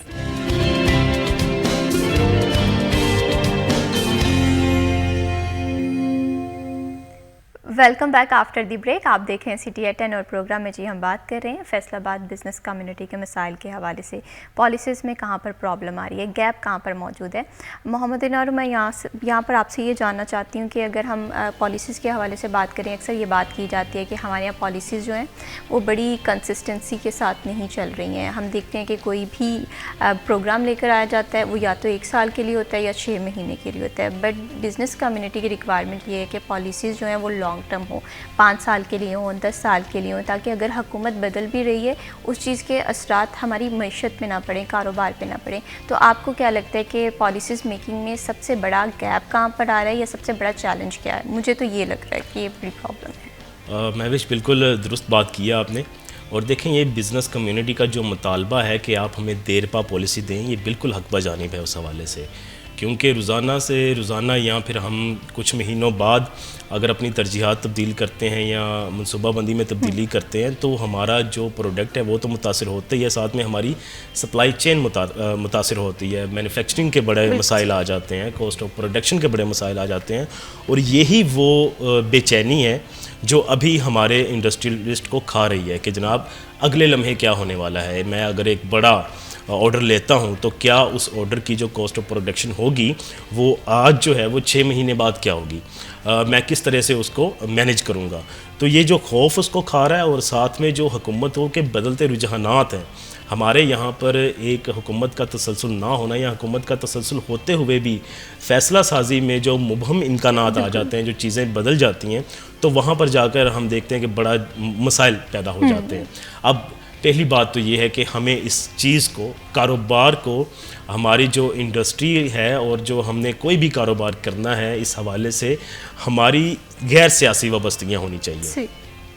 हुकूमत इसको गैर सियासी प्लेटफॉर्म बनाए हमारी तिजारत के हवाले से कि जनाब जो भी मनसूबा साजी होगी, हमने अगर किसी को कम्पीट करना है, हमने इस बरआज़म में ही अपना मकाम बरकरार रखना है या जो खो चुका है उसको वापस लाना है, तो उसके लिए हमें एक ऐसी मनसूबाबंदी की ज़रूरत है जो आइंदा 1, 2, 3 नहीं बल्कि 10 सालों पर मुहित हो, और हमें अपना रोड मैप पता हो कि ये वक्त आएगा तो हमने ये करना है, इतने साल बाद हम यहाँ पे खड़े होंगे। और हत्ता कि हमारे जो IPPs हैं, बिजली के मामलात हैं, इलेक्ट्रिसिटी के हमारे इशू हैं, कॉस्ट ऑफ प्रोडक्शन के इशू हैं, रिसर्च एंड डेवलपमेंट क्या है, आपको कहाँ पे खड़ा करती है, यही तो हम मसला बता रहे हैं आपको कि जनाब आप आने वाले वक्त पे हमारे यहाँ पर एक ही चीज़ होती जाती है बार बार कि जब हमारे सर पर पड़ती है तो हम फिर फैसला साजी करते हैं जनाब अब क्या करना है। दुनिया इन चक्रों से बाहर आ चुकी है। आगे 10-10 साल के प्लान बने हुए हैं कि किस मुल्क के साथ हमारी किस किस्म की ट्रेड होनी है, कहाँ से ज़्यादा नफ़ा है। हुकूमत एजुकेट कर रही है लोगों को, बिजनेसमैन को एजुकेट कर रही है, इंडस्ट्रियलिस्ट को एजुकेट कर रही है कि आप ये चीज़ की जानिब जाएँ, ये ममालिक आपके लिए खुले हैं, ये जो मंडियाँ हैं, तिजारती मंडियाँ हैं, यहाँ पर आपका माल अच्छे से फ़रोख्त हो सकता है। अब हमारे जहन में एक ही चीज़ है कि यूरोप के साथ तिजारत करनी है, वहाँ पर एक्सपोर्ट है, फ़लाँ है, वहाँ यूरो आएगा, फ़लाँ होगा, और उससे कई गुना ज़्यादा लोग मुनाफा छोटा इंडस्ट्रियल जो कि हुकूमती तरजीहात से हटकर खुद बाहर जा रहा है, विजिट कर रहा है, वो अफ्रीका से लाखों करोड़ों लेकर आ रहा है। इतनी बड़ी बड़ी मंडियां हैं जो अभी तक हमने विजिट ही नहीं की, हम यहाँ पर पहुँचे ही नहीं है। जापान की तरफ आप जाएँ, एशिया के कई ममालिक हैं, तो हमने क्या करना है, ग्रूमिंग करनी है बिजनेसमैन की कि जनाब ये चीज़ें हैं, और उसके लिए हमें हुकूमती सतह पर कुछ भी होता दिखाई नहीं दे रहा। ना ही तो ऐसी एक्सपो अरेंज की जाती हैं, ना ही ऐसे सेमिनार्स हैं जिनमें हम बड़े बड़े सनतकारों को बुलाएं, उनको बताएं कि आपकी प्रोडक्ट का जो सही रेट है, जो सही कदर है, वो किस मुल्क में हो सकती है। बायो प्रोडक्ट्स पे भी तो काम उस तरह से नहीं हो रहा। हम देख रहे हैं कि अगर फैसलाबाद के हवाले से बात करें तो हम हमेशा फैसलाबाद की पहचान को एज अ टेक्सटाइल इंडस्ट्री लेते हैं, लेकिन इसके बाद भी बहुत सारी इंडस्ट्रीज़ मौजूद हैं जिन पे अगर हम फोकस करें, बायो प्रोडक्ट्स पे काम करें, ब्रांडिंग पे काम करें, तो हम कहाँ पर स्टैंड कर सकते हैं? देखिए महविश, एक बड़ा ना सादा सी मिसाल दी जाती है कि अगर आप भूखे हैं तो आप कोई अच्छे तख्लीकार नहीं हो सके। आप अगर रोटी के चक्कर से बाहर नहीं आ रहे तो आप कुछ नया कर नहीं पाएंगे। आप अपनी बुनियादी ज़रूरतों से निकल नहीं पा रहे तो आप माशरे को कुछ नया दे नहीं पाएंगे। तो मसला ये है कि हमारी टेक्सटाइल ही सीधी नहीं हो पा रही, हमने नए सेक्टर की जानिब क्या जाना है। हमारे टेक्सटाइल के साथ इतने मसाइल जुड़े हुए हैं, और फैसलाबाद इस कदर रिलेट क्यों करता है भाई? फैसलाबाद की जो आबादी है उसमें एक बड़ा हिस्सा लेबर का है, और लेबर का एक बड़ा हिस्सा जुड़ा हुआ है इस टेक्सटाइल इंडस्ट्री के साथ, जो कि जगह जगह वाक़ है और वहाँ पर रोज़गार उनको मिल रहा है। तो थोड़ी सी भी डिस्टर्बेंस होती है तो इस मुद्दे को ज़्यादा हाइप मिलती है, वो ज़्यादा उछल कर बाहर आती हैं चीज़ें। तो जब तक आप अपनी बुनियादी चीज़ें ठीक नहीं करेंगे, ये तो बहुत दूर अंदेशी वाली बात होगी कि हम इन चीज़ों से हट जाएं। ये दो तरफा पैरेलल चलने वाली चीज़ें हैं कि एक जानिब हमारा बिजनेसमैन, हमारा सनतकार, वो छोटा है बड़ा मैन्युफैक्चरर है, वो बाहर निकले, और दूसरी जानिब हमारी हुकूमत उसका हाथ पकड़े कि हम आपको यहाँ पर लेंगे, आप यहाँ पर अगर रिस्क भी लेते हैं तो हम आपको बैकअप ये प्लान दे रहे हैं। हमारा तो जनाब इंटरेस्ट रेट ही इतना है कि हम नए बिजनेस का तो सोच नहीं सकते हैं करना क्या है, और अब लास्ट बार भी चौथी मरतबा ये इंटरेस्ट रेट कायम रखा गया है। तो यहाँ पर नया सरमायाकार, उसके अंदर कौन सी मोटिवेशन उसको मिलनी है ऐसी, कौन से उसके वजूद में ऐसे सेल्स नए आने हैं कि जिसने उसको इंडिकेट करना है कि नहीं भाई तुम तुम लगाओ पैसे यहाँ पर लगाओ, चौथी मरतबा इंटरेस्ट रेट बढ़ गया, तुमने परेशान नहीं होना, सही। तुम सारी की सारी सरमायाकारी अपनी जो लेकिन पड़ी यहाँ पे हुई ये है बात भी तो कर वो- सकते हैं ना, उम्मीद पे दुनिया कायम है, कभी तो कभी इंटरेस्ट रेट जो है वो कम होगा। बिजनेसमैन मैविश बड़ा प्रैक्टिकल बंदा होता है।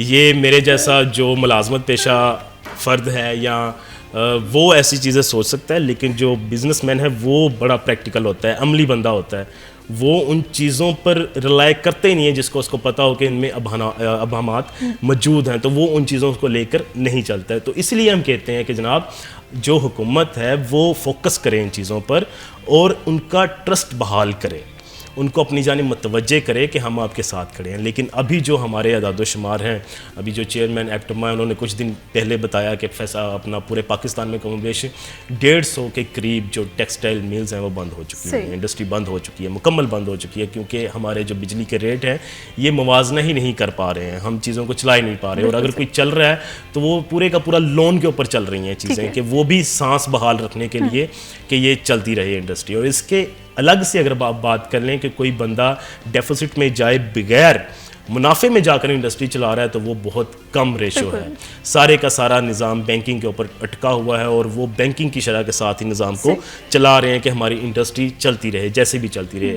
लेकिन यहाँ पर अगर हम ये देखें कि हमारी इंडस्ट्री ग्रो कर रही है, हमने बहुत ज़्यादा तरक्की कर ली है इन सालों में, हम बहुत ज़्यादा ऑर्डर ले आए हैं, हमने वो नई मंडियाँ तलाश कर ली हैं जहाँ से हमें बहुत मुनाफा मिला है, तो ऐसा कुछ भी नहीं है। अब फ़कत और फ़कत एक सांस लेने का तरीका जारी है, ऑक्सीजन बहाल रखी हुई है इंडस्ट्री ने अपनी। स्पिनिंग मिल्स आपकी धड़ाधड़ बंद हो रही हैं, जिनिंग बंद हो रही हैं, और जो सनतकार हैं वो ऑन द रिकॉर्ड अपना जो कह रहे हैं कि हुकूमत को कह रहे हैं कि जनाब हमारे साथ ये हो रहा है। और हुकूमत भी इससे ला इल्म नहीं है, लेकिन फिर भी अगर हुकूमत इस पर बर वक्त एक्शन नहीं ले रही है या फिर इस चीज़ को संजीदा नहीं ले रही है, तो इस पर हमने क्या समझना है बिल्कुल इसी तरह से कि जनाब जो आम आदमी है उसके रोज़गार की फ़िक्र नहीं है।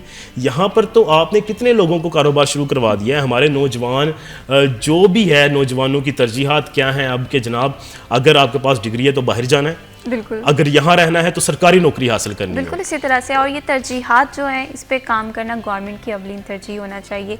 हम हमेशा से देखते हैं कि बिज़नेस कम्युनिटी की तरफ से बड़ा स्ट्रॉन्ग मौक़िफ़ भी आता है, रिएक्शन भी आता है, और हुकूमत की जानिब से हमेशा से ये वादा किया जाता है कि उनकी तरजीहात को, उनकी ज़रूरियात को, उनके तहफ़्फ़ुज़ात को समझा जा रहा है। बहुत शुक्रिया मोहम्मद नारू प्रोग्राम में वक्त देने के लिए। यहाँ पर वक्त हुआ जी छोटी सी ब्रेक का। स्टे विद अस।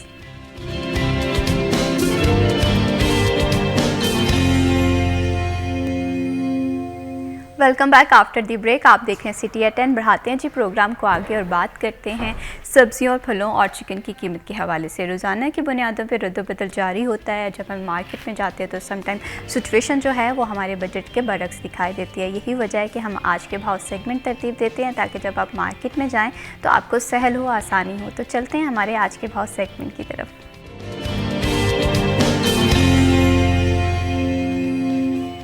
फसी नकवी हमारे साथ मौजूद है। जी फसी नकवी, बताइएगा कि आज मार्केट में क्या सिचुएशन देख रहे हैं फलों, सब्जियों और चिकन की कीमत को लेकर।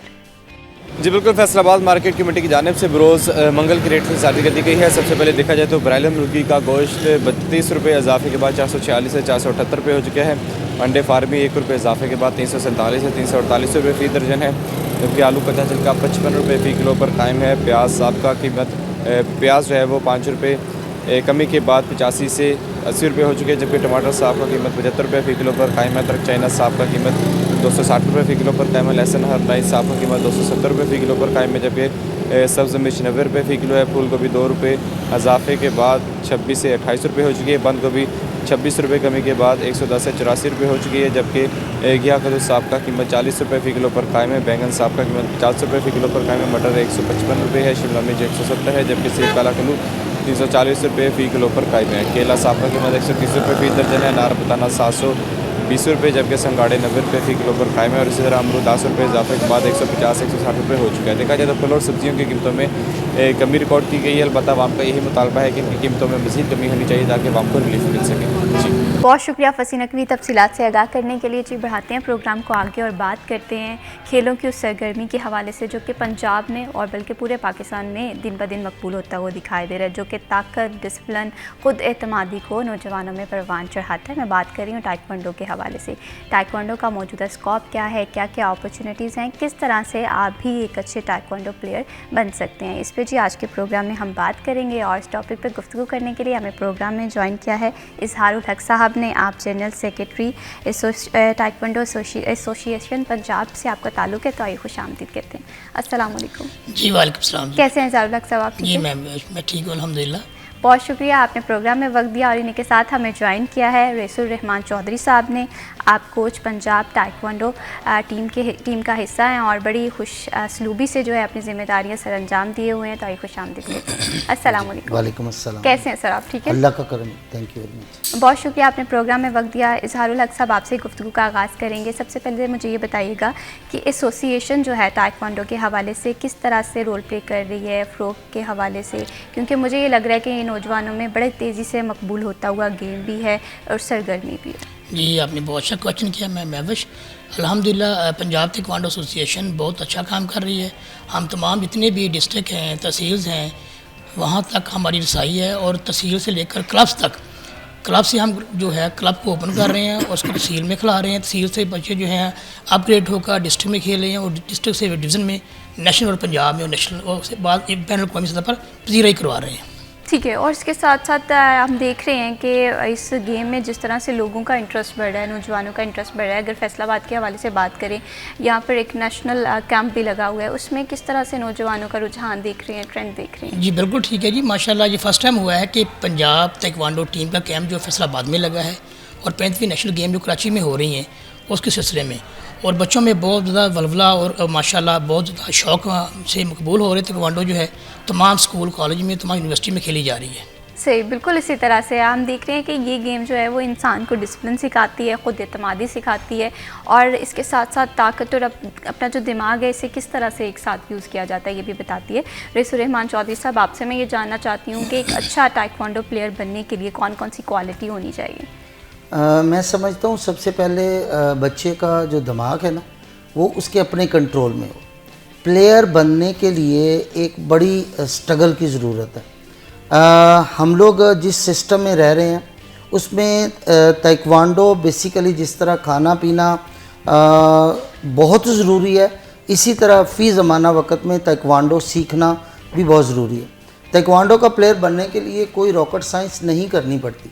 सिर्फ 1 घंटा या 2 घंटे एक कोई भी लड़का या लड़की जो कि छोटी उम्र के हों वो ताइक्वांडो की ट्रेनिंग किसी अच्छे ताइक्वांडो के क्लब में और किसी अच्छे कोच के पास ट्रेनिंग कर रहे हो तो अल्हम्दुलिल्लाह मैं समझता हूँ कि 2 से 2.5 साल की मेहनत के बाद एक बच्चा ब्लैक बेल्ट भी बन जाता है और वो इस काबिल हो जाता है कि वो कम अज़ कम पंजाब और नेशनल लेवल के टूर्नामेंट में अपने अपने सूबे या अपने मुल्क को रिप्रेजेंट कर सकते। फैसलाबाद में टैलेंट के हवाले से आप किस तरह से देखते हैं? मुझे ये लग रहा है कि हमेशा से मैं ये बात कहती हूँ कि फैसलाबाद में यंगस्टर्स हैं, टैलेंट है और बड़ी खुशसलूबी से जो है वो फैसलाबाद का नाम रोशन कर रहे हैं, लेकिन टाइक्वांडो के हवाले से मुझे बताइएगा इसमें फैसलाबाद के टैलेंट को आप किस तरह से देख रहे हैं? जी बिस्मिल्लाह, मैं समझता हूँ कि ताइक्वांडो का टैलेंट इस बात का अक्कासी करता है कि पंजाब ताइक्वांडो एसोसिएशन के जो सेक्रेटरी जनरल हैं डॉक्टर इजहारुल हक साहब वो बिलोंग टू फैसलाबाद,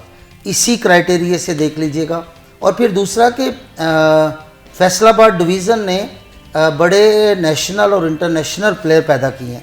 आप पाकिस्तान आर्मी देखें, पाकिस्तान वापटा हो, पाकिस्तान एयरफोर्स हो, नेवी हो, रेलवे हो, पुलिस डिपार्टमेंट हो, हर डिपार्टमेंट में सिर्फ ताइक्वांडो ही नहीं कोई भी स्पोर्ट्स हो उसमें 3-4, 5 बड़ी जगह पे 6-6, 7-7 प्लेयर भी बिलोंग टू फैसलाबाद हैं। और मैं समझता हूँ कि इस वक्त पाकिस्तान कबड्डी टीम तब तक मुकम्मल ही नहीं होती जब तक फैसलाबाद के प्लेयर उसमें शामिल ना हों। वॉलीबॉल जो एक वक्त था कि नारोवाल और सियालकोट की डिस्ट्रिक्ट्स में बड़ा पॉपुलर था, लेकिन इस वक्त जो वॉलीबॉल है वो बॉयज़ का और स्पेशली गर्ल्स का, और फैसलाबाद की एक बड़ी खूबसूरत तहसील है कांदले वाला, पाकिस्तान की बेहतरीन वॉलीबॉल के एथलीट्स जो हैं वो बिलोंग टू तांदलेवाला डिवीज़न फैसलाबाद। बिल्कुल इसी तरह से है। ये वाकई फैसलाबाद की भी खुशकिस्मती है और फैसलाबाद की मिट्टी इस लिहाज से बड़ी ज़रख़ीज़ है।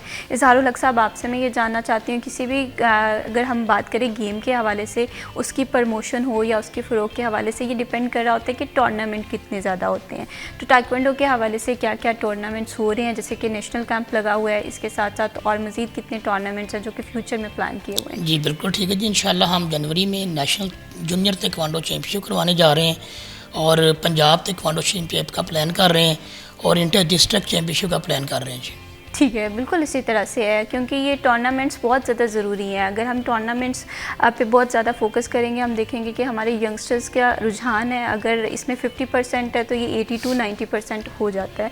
यहाँ पर मैं रईसुर रहमान साहब आपसे ये जानना चाहती हूँ, अगर हम ताइक्वांडो के हवाले से बात करें तो मुझे ये लगता है कि ताइक्वांडो जो है वो बड़ा आसान काम नहीं है, बड़ा मुश्किल है। इसमें आपको अपने जो दिमागी ताकत है इसका भी मुजाहरा करना पड़ता है, बॉडी को भी साथ लेकर चलना पड़ता है। तो इसमें आप किस तरह से देखते हैं कि क्या क्या क्वालिटीज़ होनी चाहिए एक प्लेयर में, और अभी मौजूदा गैप कहाँ पर आ रहा है? ताइक्वांडो बेसिकली बॉडी का गेम नहीं है, ताइक्वांडो बेसिकली दिमाग का खेल है। प्लेयर जब रिंग में, स्पेशली ताइक्वांडो के रिंग में जब वो परफॉर्म कर रहा होता है तो मैं समझता हूँ कि उसकी बॉडी इतना इफ़ेक्ट नहीं हो रही होती जितना उसका दिमाग हो रहा होता है। ठीक है। प्लेयर को रिंग में और ताइक्वांडो की फील्ड में बड़ा शार्प होना पड़ता है। वीकनेस कहाँ पे है या जो गैप है वो ये है कि जिन फैसिलिटीज़ को एक प्लेयर को मिलनी चाहिए वो मैं समझता हूँ कि प्लेयरों को नहीं मिलती। ठीक है। First time government of Punjab ने, स्पेशली स्पोर्ट्स डिपार्टमेंट ने और स्पेशली पंजाब ओलंपिक एसोसिएशन ने इस बार तकरीबन 10 to 15 डेज़ के कैंप लगाए हैं। ठीक है। और उम्मीद है अल्लाह के घर में कि जो रिज़ल्ट थे पहले नेशनल गेम्स में सूबा पंजाब के, वो इससे कम से कम 70% ज़्यादा अच्छे होंगे। ताइक्वांडो का प्लेयर, वो मैंने जो पहले आपको बात की कि ताइक्वांडो का प्लेयर अगर डेली 2 घंटे ईमानदारी से प्रैक्टिस करे तो मैं नहीं समझता कि ताइक्वांडो उसको ना आए। ताइक्वांडो भी एक एजुकेशन है, सेल्फ डिफेंस है, और ये सिर्फ कई लोगों का कंसेप्ट है कि ये मारधाड़ की गेम है। मारधाड़ की गेम नहीं है, बेसिकली ये सेल्फ डिफेंस है और एक स्पोर्ट्स है। और इस वक्त टोटली आप पूरी एनालिसिस करें तो पूरी दुनिया में जो मोस्ट पॉपुलर स्पोर्ट्स है इन वर्ल्ड वो ताइक्वांडो है, जो इस वक्त 211 मुल्कों में खेला जा रहा है। बिल्कुल इसी तरह से है। और हम ये देखते हैं कि पंजाब में, अगर फैसलाबाद के हवाले से बात करें, फैसलाबाद के प्लेयर पंजाब में बल्कि नेशनली भी बड़ा अच्छा, इज़हारुल हक़ साहब आपने मुझे लास्ट टाइम बताया था कि परफॉर्म कर रहे हैं। इंटरनेशनल लेवल पे हम देख रहे हैं कि पाकिस्तान का बोलबाला है। तो जब इंटरनेशनल प्लेयर से आप लोगों की मुलाकात होती है, नो डाउट टैलेंट हम में है, लेकिन होता है ना कि बहुत सारी चीज़ें हमें सीखने को मिल रही होती हैं। तो ये सीखने सिखाने का अमल कहीं पर नहीं रुकता। तो हम क्या चीज़ सीखते हैं जब इंटरनेशनली आप लोगों के विजिट्स होते हैं, और कहाँ पर आप देखते हैं कि हम कहाँ पर गैप है, हमारी प्रॉब्लम्स कहाँ पर है जिन्हें रिकवर करना ज़रूरी है? जी बिल्कुल ऐसी है जी मैडम, ये बिल्कुल ऐसी है। जब बंदा इंटरनेशनल खेलता है तो जो गैप है वो हमें नज़र आता है। वो हमारे पास जो इक्विपमेंट हैं, लेटेस्ट चीज़ें हैं, वो नहीं है। तो जैसे हमारा PSS है, ठीक है, हमारे पास पंजाब के पास नहीं है। जब हम कोई इंटरनेशनल इवेंट खेलते हैं तो वो टोटल जो PSS पे होता है, तो वो चीज़ें जो अगर हमें फराहम की जाएँ तो वो चीज़ें ऑटोमेटिकली जो है पंजाब का और पाकिस्तान का नाम रोशन होगा। तो अगर पंजाब को हमें ये पंजाब ताइक्वांडो एसोसिएशन को हमें PSS दे दिया जाए तो इंशाल्लाह आने वाले टाइम में हम एक अच्छे रैंकिंग पर चले जाएंगे। सही। रैंकिंग बढ़ाने के लिए जो है ना, जो पंजाब स्पोर्ट्स बोर्ड की और पंजाब ओलंपिक की जो है ना वो नुमाइंदगी हमारे साथ बहुत ज़रूरी है। ठीक है। तो इंशाल्लाह इसी तरीके से हम देखते हैं प्लेयर्स, तो प्लेयर जो हैं वो इंटरनेशनल लेवल पर इसलिए प्लेयर ज़्यादा करते हैं कि उनके पास फैसिलिटीज़ हैं, हमारे पास फैसिलिटीज़ नहीं है। ठीक है। और इसके बावजूद अगर फैसिलिटेशन मिनिमम है तो मैं देखती हूँ कि उनके साथ मुकाबला किया जा रहा है, ये बड़ी बात है। ये बड़ी बात है जी माशाल्लाह। फिर भी अल्हम्दुलिल्लाह हमारे जो बच्चे जो हैं गोल्ड लेके आ रहे हैं, मतलब इंटरनेशनल लेवल पर भी। और हम अभी इंशाल्लाह जो हमारे रईसुर रहमान साहब जो पंजाब स्पोर्ट्स बोर्ड की असिस्टेंट डायरेक्टर स्पोर्ट्स भी हैं, तो इस बार इंशाल्लाह हमने उनको ड्यूटी लगाई है कि आप एज ए पंजाब के कोच जाएँ। तो गुलाम जवेद साहब वो पंजाब के कोच जा रहे हैं। तो इनकी पूरी काविश है कि हम गोल्ड मेडल लेके आएँ 35वीं नेशनल गेम्स में और पंजाब का टाइटल, पंजाब को अपग्रेड करें। सही, इंशाल्लाह हमारी दुआएं जी आप लोगों के साथ हैं। ज़ाहिर सी बात है, पाकिस्तान का नाम रोशन करने के लिए आप लोग इतनी मेहनत कर रहे हैं, हमारे यंग टैलेंट को ट्रेन कर रहे हैं। रईसुर रहमान साहब, आपसे मैं ये जानना चाहती हूँ, अगर ताइक्वांडो के हवाले से बात करें तो इंसानी सेहत पे असरात किस तरह से आप देखते हैं?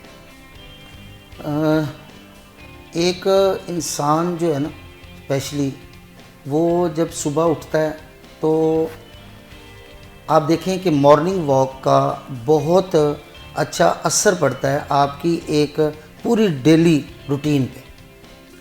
इसी तरह ताइक्वांडो फ़ी ज़माना बच्चों को और बच्चियों को और स्टूडेंट्स को एक डिसिप्लिन्ड इंसान बना देता है। ताइक्वांडो की बेस ही जो है वो डिसिप्लिन पे है, सेल्फ़ डिफेंस पे है, फ़िज़िकल फिटनेस पे है, मेंटली प्रिपरेशन पे। ताइक्वांडो इस वक्त बहुत ज़रूरी है। मैंने जो पहले भी कहा कि खाना पीना ज़रूरी है और ताइक्वांडो खेलना भी ज़रूरी है। बिल्कुल इसी तरह से। अब मुझे लगता है कि जो मौजूदा सर्कमस्टांसेस चल रहे हैं, जो हमारा एनवायरनमेंट चल रहा है, इसे तो सिलेबस का हिस्सा भी होना चाहिए। सेल्फ डिफेंस जो है वो हर इंसान को आना चाहिए, और इसमें अगर आपका ब्रेन ट्रेन हो रहा है, आप अपने डिसिप्लिन का बड़ा ख्याल कर रहे हैं, तो ये गेम से हम बहुत कुछ सीख सकते हैं। इस सब आप इस हवाले से क्या कहते हैं? जी बिल्कुल ऐसी है जी। ताइक्वांडो जो है एक मुकम्मल सेल्फ डिफेंस भी है। देखिए ये बच्चों और बच्चियों में बहुत मकबूल है, ख़ासकर बच्चियाँ इसे सीखकर अपना मुकम्मल सेल्फ डिफेंस भी कर सकती हैं, और आगे बढ़ने के लिए ये ताइक्वांडो जो है ना एक अहम रोल अदा कर सकते हैं। बिल्कुल सही, बहुत ही इम्पॉर्टेंट खेल है जी, और इसके हम देखते हैं कि अपॉर्चुनिटीज़ भी हैं। मिसाइल जो हैं वो हर फील्ड में मौजूद होते हैं, लेकिन मिसाइल को हल करने के हवाले से एसोसिएशन जो है वो बड़ी पुरअज़्म दिखाई दे रही है। इवेंट्स करवाए जा रहे हैं, टूर्नामेंट्स का जो है इनेकाद किया जा रहा है, सिर्फ इसीलिए कि आपका जो शौक़ है वो आपका प्रोफेशन भी बन सकता है। और इस प्रोफेशन के लिए मैं हमेशा से कहती हूँ कि स्पोर्ट्समैन स्पिरिट बहुत ज़्यादा ज़रूरी होता है, कंसिस्टेंसी होती है, हार्ड वर्क होता है, और बाकी तमाम चीज़ें जो है वो इंसान को वक्त के साथ साथ मिलती रहती हैं। फर्दर भी ताइक्वांडो के हवाले से बात करेंगे। वक्त हुआ जी ब्रेक का, stay with us.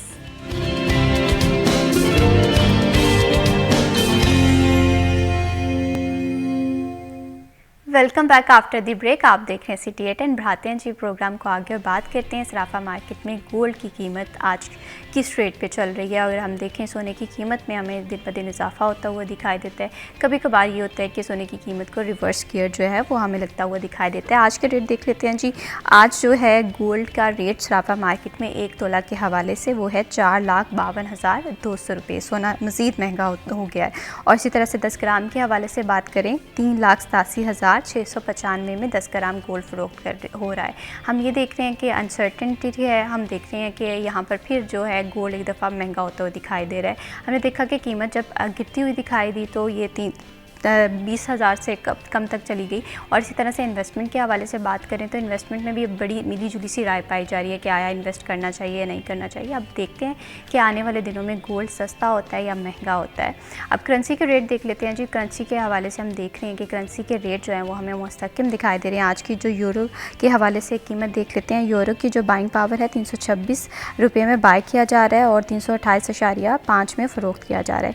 Saudi riyal की कीमत जो है वो 75.5 है और 75.50 में सेल किया जा रहा है।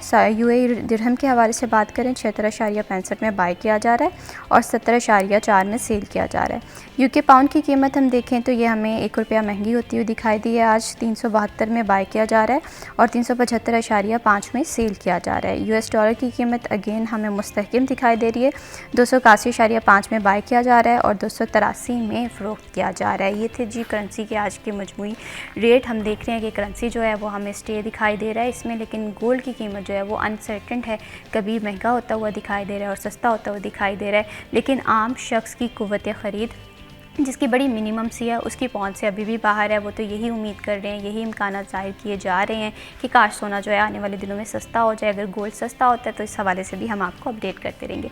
बढ़ाते हैं जी प्रोग्राम को आगे और ब्रेक पे जाने से पहले हम बात कर रहे थे ताइक्वांडो के हवाले से। एक बुनियादी और एक अहम खेल है जिसका स्कोप है और जिसका ट्रेंड है वो दिन ब दिन हमें बढ़ता हुआ दिखाई देता है। इसके साथ साथ सेल्फ़ डिफेंस जो है मैं समझती हूँ वो खा लड़का हो या लड़की हो आज के दौर में उसे आना चाहिए। तो ताइक्वांडो से बेहतरीन कोई खेल खेल नहीं है जो आपको नज़्म ज़ब्त भी सिखाता है और उसके साथ साथ आपकी जो हिफाजत है, आपकी सेफ्टी की भी गारंटी देता है।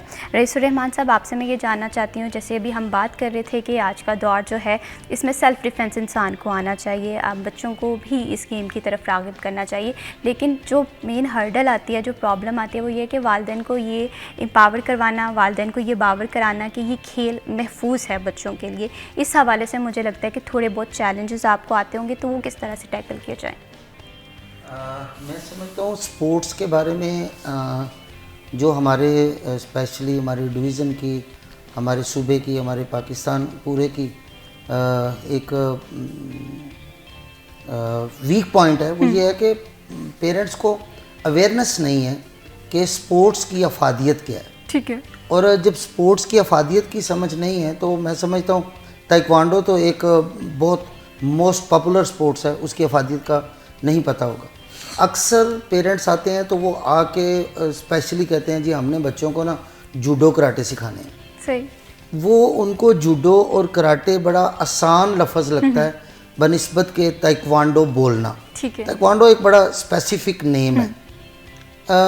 ताइक्वांडो मैं समझता हूँ, मेरा अपना पॉइंट ऑफ व्यू है कि सबसे पहले स्कूलों और कॉलेजों में, स्पेशली स्कूलों में, ठीक है, ताइक्वांडो के एक मोटिवेशनल लेक्चर होने चाहिए। ठीक है, जिससे स्कूल या कॉलेज की इंतज़ामिया, स्पेशली पेरेंट्स, उनको अवेयर किया जाए कि ये जो स्पोर्ट्स है ये आपके बच्चों की हेल्थ के लिए, आपके बच्चों के सेल्फ़ कॉन्फिडेंस के लिए, आपके बच्चों की जिस्मानी नशोनुमा के लिए और आगे फ्यूचर में बढ़ने के लिए ये ताइक्वांडो स्पेशली उनके लिए बहुत अच्छा है। ठीक है। एक माकूला था बड़े देर पहले कि पढ़ोगे लिखोगे बनोगे नवाब, खेलोगे कूदोगे हो जाओगे ख़राब। मैं समझता हूँ आज आप अंदाज़ा कर लें कि बड़े लोग ऐसे हैं जिनके पास MBA की बिजनेस की डिग्रीज़ हैं और वो बेचारे वेले फिर रहे हैं। और हमारा प्राउड है, पाकिस्तान का प्राउड है, ओलंपिक का मेडलिस्ट है अरशद नदीम। देखें वो उसने खेला कूदा, अब माशाल्लाह वो नवाब भी बन गया। कंसेप्ट ये है कि हमें अपने बच्चों को उनकी हेल्थ के लिए कोई ना कोई स्पोर्ट्स ज़रूर करवानी चाहिए। लेकिन मैं क्योंकि ताइक्वांडो का ब्लैक बेल्ट हूँ, मैं ताइक्वांडो को प्रेफर इसलिए करूँगा कि ताइक्वांडो में बच्चों की मोटिवेशनल जो स्किल है वो भी डेवलप होती है, उनकी फिज़िकली भी होती है और उनमें शार्पनेस बड़ी आती है। और वालिदैन से आपके प्रोग्राम के वसासत से रिक्वेस्ट करूँगा कि आप अपने बच्चों को किसी ना किसी स्पोर्ट्स में लाजमी भेजें। जब हम लोग खेलते थे, हमारी माएँ, अक्सर हमें याद है कि हमारी अम्मी आवाज़ें दे दे के कह रही होती थी कि वो आगे कुछ खा पी लवो, सारा दिन तुसी खेलते ही रहना।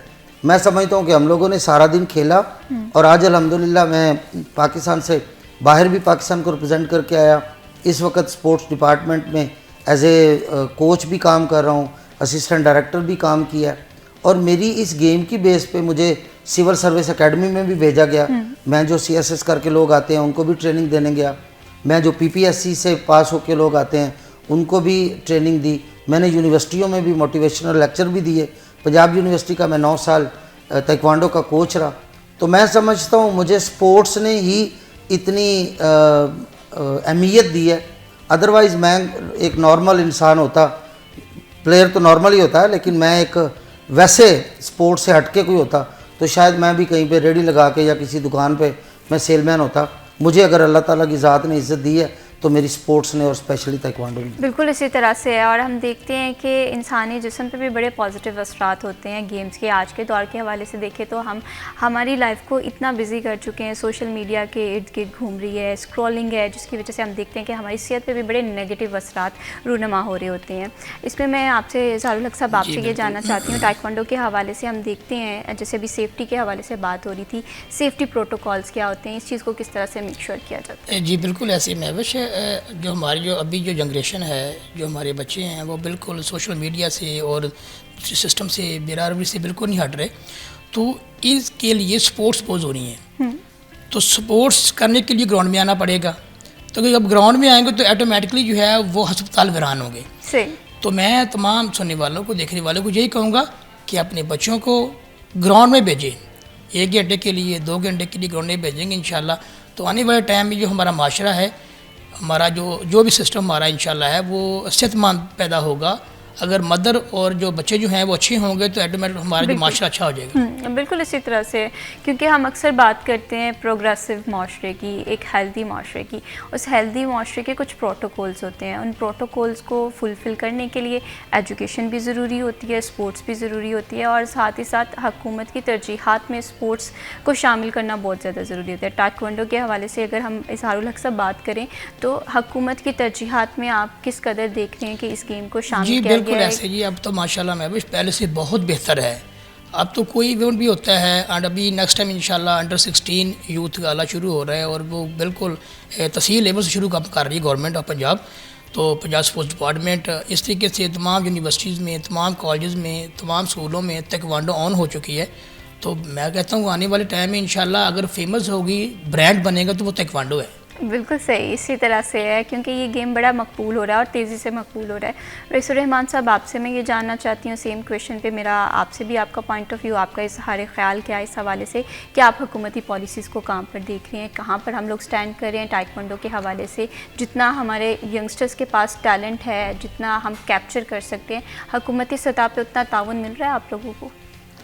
जी, मैं समझता हूँ कि जब से ये नई गवर्नमेंट आई है ना, जिसकी चीफ मिनिस्टर मोहतरमा मरीम नवाज साहब हैं, उन्होंने स्पोर्ट्स को एक टारगेट किया हुआ है। पिंक गेम हुई, हमारे स्पोर्ट्स डिपार्टमेंट ने करवाई, और हमारी जो खुशकिस्मती है इस वक्त स्पोर्ट्स डिपार्टमेंट की कि चीफ मिनिस्टर साहिबा का विज़न है कि स्पोर्ट्स के रूट पे बच्चों को, स्पेशली यूथ को एंगेज किया जाए। हमारे जो स्पोर्ट्स मिनिस्टर हैं फैसल अयूब खोखर साहब, वो माशाल्लाह यंगस्टर हैं, उनकी भी टॉप प्रायोरिटी है कि हमारे जो यूथ है, हमारे यंगस्टर हैं, स्कूलों और कॉलेजों के बच्चे और बच्चियाँ हैं, उनको इस रास्ते पे, स्पोर्ट्स के रास्ते पे लाया जाए। और स्पेशली हमारे जो सेक्रेटरी स्पोर्ट्स हैं और director general sports Khizar Afzal Chaudhry साहब, उनकी मैं समझता हूँ कि शब रोज़ मेहनतें हैं कि आज नेशनल गेम्स की तैयारी में हमारे चीफ मिनिस्टर साहिबा, हम देखते हैं कि चीफ मिनिस्टर साहिबा जो हैं वो बड़े अच्छे से इनिशिएटिव ले रही हैं। फर्दर भी इस गेम को बड़ा फास्ट ट्रैक करने की ज़रूरत है। मसाइल क्या हैं, प्लेयर्स क्या सोचते हैं इस गेम के हवाले से, फिर बात करेंगे। वक्त है ब्रेक का, stay with us.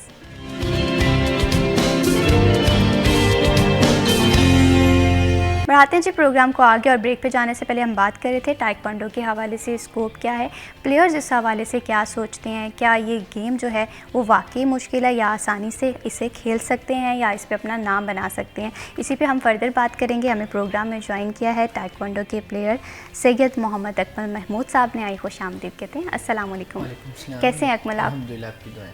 Thank you so much for joining us in this programme. Akmal, मुझे सबसे पहले ये बताइएगा कि टाइक्वांडो के हवाले से जो मेरा कॉन्सेप्ट है, मुझे ये लगता है कि ये बड़ी हार्ड गेम है, क्योंकि इसमें आपको मेंटली तौर पे भी प्रेजेंट रहना पड़ता है, और जाहिर सी बात है अगर आप फिज़िकली भी फिट होंगे तो आप इस गेम में अच्छा करियर बना सकते हैं। आप इस हवाले से क्या सोचते हैं? आपको क्या क्या मुश्किल आई, या आपके लिए ये सफ़र कितना आसान था? बेसिकली मुझे नहीं लगता कि कोई चीज़ मुश्किल होती है या कोई हार्ड होती है। बंदे के अपने जहन के मुताबिक होता है कि ये अगर वो कहे कि मैं ये कर सकता हूँ तो वो इजीली कर सकता है। बेसिकली टाइक्वांडो के हवाले से ये, टाइक्वांडो एक मेरी गेम थी, मेरा शौक़ था कि मैंने स्पोर्ट्स में जाना है। तो स्पोर्ट्स में जाना था तो मेरी बेसिकली बचपन से ही मेरी वो था कि मैं टाइक्वांडो खेलूँ, लड़ने का शौक़ था थोड़ा बहुत। तो इस वजह से मैं इसमें आया, मैंने ट्रेनिंग की, हार्ड की, अपनी ख़ुद की फ़िटनेस को बरकरार रखा। जब फ़िटनेस को बरकरार रखा तो हमारे लिए इतना मुश्किल नहीं था कि टाइक्वांडो खेलें, और टाइक्वांडो एक मुश्किल गेम नहीं है। अगर आप मेहनत करें, जैसे सर रईसुर रहमान कह रहे थे कि 1 घंटा 2 घंटा आप रोज़ाना ट्रेनिंग करें तो आपके लिए बिल्कुल मुश्किल नहीं है। एक टाइक्वांडो एथलीट अगर रोज़ाना के बेसिस पे 1 आवर 2 आवर ट्रेनिंग करे तो उसके लिए बिल्कुल भी ये चीज़ मुश्किल नहीं है। और अपना नाम इस चीज़ में कमाना बहुत, टाइक्वांडो एक ओलंपिक गेम है, ठीक है, ओलंपिक गेम है। तो इट्स मीन अगर आपने ओलंपिक मेडल निकालना है तो ये नहीं कि आप घर बैठे हैं या कुछ करें, लेकिन आपको दिन में 1 घंटा 2 घंटे ट्रेनिंग लाजमी करनी है। ठीक है, आपने जिस तरह से बताया कि इसमें आपकी रूटीन बड़ी मैटर कर रही होती है, आपका जो हार्ड वर्क है, आपकी कंसिस्टेंसी बड़ी मैटर कर रही होती है। तो आप किस तरह से आपकी रूटीन होती है, किस तरह से आप ट्रेनिंग कर रहे होते हैं, और टाइक्वांडो के प्लेयर के पास कौन कौन सी क्वालिटीज़ होनी चाहिए जिस पे एक टाइक्वांडो का प्लेयर जो है वो कंप्रोमाइज़ नहीं करता? टाइक्वांडो बेसिकली उसके पास एक ही क्वालिटी, डिसिप्लिन। ठीक है, जो टाइक्वांडो मांगती है वो डिसिप्लिन ही मांगती है कि आपने डिसिप्लिन से सब कुछ करना है। टाइक्वांडो का नाम ही डिसिप्लिन है, दूसरा नेम उसको डिसिप्लिन कहेंगे। और इसके लिए हमें ताइक्वांडो मुश्किल नहीं है। अगर आप रोज़ाना ट्रेनिंग करते रहें तो आपके लिए बिल्कुल भी ये चीज़ मुश्किल नहीं है। सही, बिल्कुल डिसिप्लिन बहुत ज़्यादा ज़रूरी है। इज़हारुल हक साहब, अगर डिसिप्लिन के हवाले से बात हो रही है तो मुझे ये लगता है कि हमारे जो यंगस्टर्स हैं, हमारी जो जेंजी है, इनमें मुझे लगता है कि डिसिप्लिन जो है उस तरह से नहीं मौजूद है। इन्हें सिखाना इस हवाले से बड़ा मुश्किल होता है। ऐसी बड़ी हम बातें सोशल मीडिया पे भी देखते हैं। तो डिसिप्लिन क्या इजीली सिखाया जा रहा है या कहीं पर आप लोगों को प्रॉब्लम आता है, और इस चीज़ को किस तरह से टैकल किया जाता है? जी बिल्कुल, मैं भी ऐसी है कि जब कोई बंदा किसी भी गेम में आ जाता है, स्पोर्ट्स में आ जाता है, किसी अकेडमी में आ जाता है, लाइक वाइज के जो बच्चे कैड कॉलेज जाते हैं तो सबसे पहले उन्हें डिसिप्लिन सिखाते हैं सही, कि सुबह कैसे उठना है और मॉर्निंग वॉक कैसे करनी है, पीटी कैसे करनी है, उसके बाद सारा शेड्यूल उनका होता है। तो सबसे पहले उनको सिखाया जाता है डिसिप्लिन।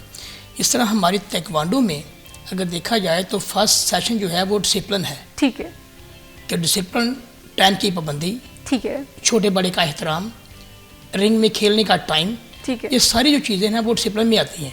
अगर बच्चे में डिसिप्लिन नहीं आएगा तो ऑटोमेटिकली वो ज़िंदगी में कामयाब नहीं होगा। बिल्कुल। फाइट और पमजे तो बात की बात है, हम खरोगी करते हैं, हम पमजे करते हैं, ये चीज़ें तो बाद में सिखाते हैं।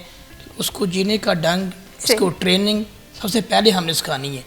ताइक्वांडो, मैं पहले भी कहा है कि माशाल्लाह वो आर्ट है जो पूरे दुनिया में मकबूल हो रहा है और मकबूल है, और ये ब्रांड है।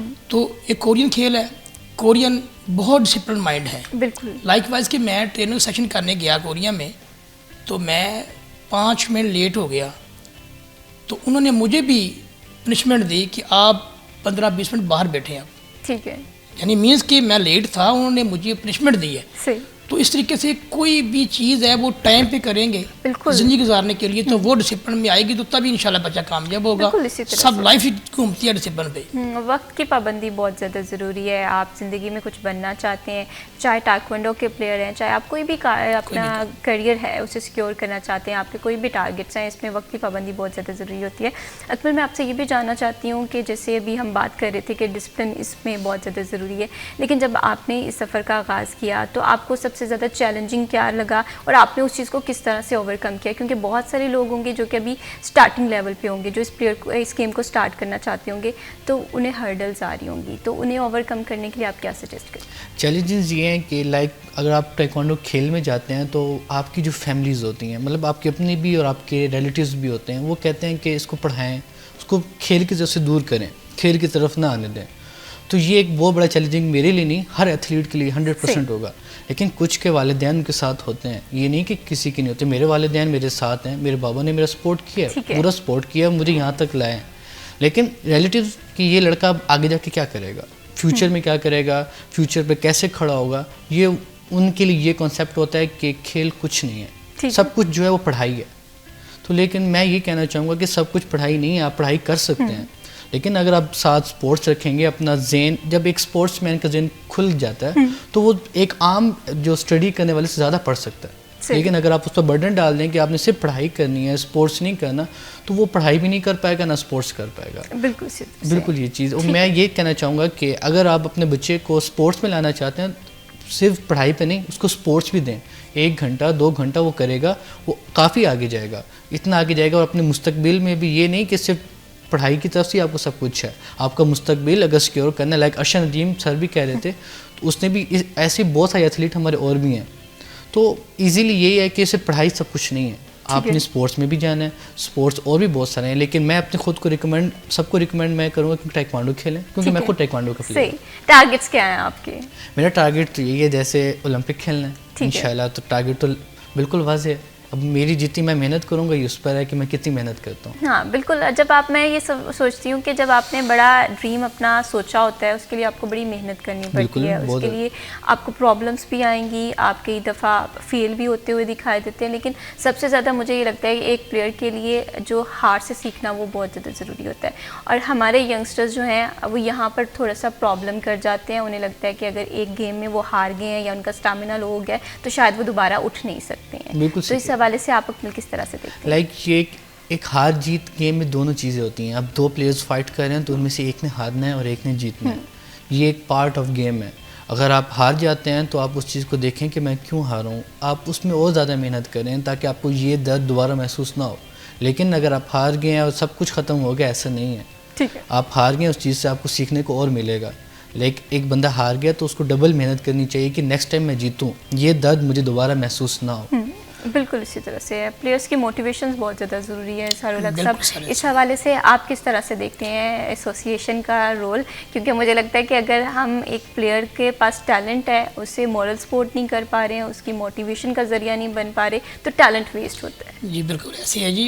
टैलेंट की कमी नहीं है पूरे पाकिस्तान में और पूरे पंजाब में, सिर्फ उनको मोटिवेशन बहुत ज़रूरी है।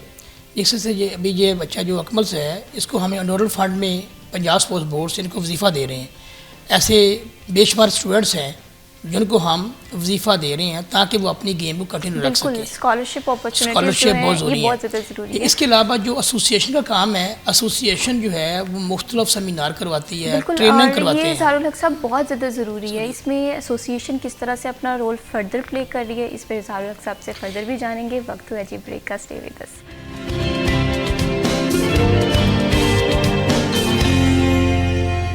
बढ़ाते हैं जी प्रोग्राम को आगे, और ब्रेक पे जाने से पहले हम बात कर रहे थे ताइक्वांडो के हवाले से।